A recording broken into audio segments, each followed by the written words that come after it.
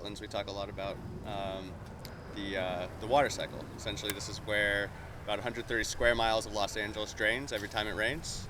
We get water coming from fresh water coming from the city. All the storm drains in that 130 square miles connect into Ballona Creek, which flows right through here into the wetlands. We also have salt water coming up the ocean, from the ocean with the tides. Every day we get 2 high tides and 2 low tides that fill in and keep this place pretty wet. We have a lot of,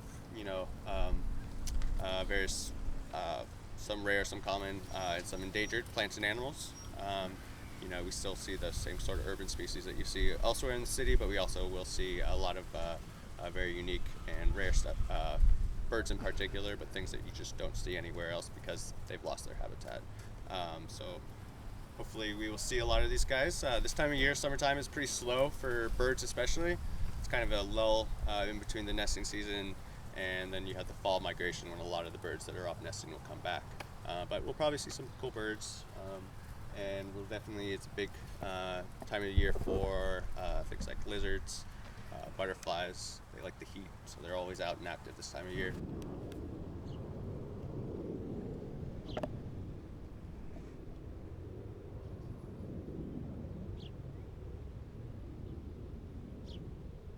I mean, for me, it's always been looking at nature in terms of living in a city like Los Angeles.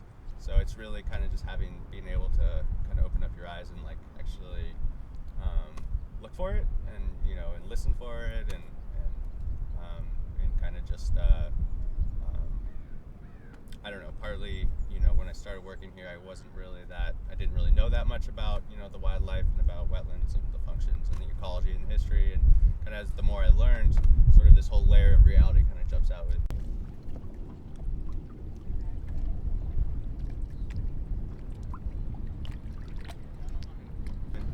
I've never lived more than a few miles from the beach, so it's always kind of been there, in the background sometimes or in the foreground. And I just think it's really beautiful. It's just this whole world there that you don't necessarily see all the time, but you get down into the water and it's there. And just growing up, and going to the beach every day in the summer and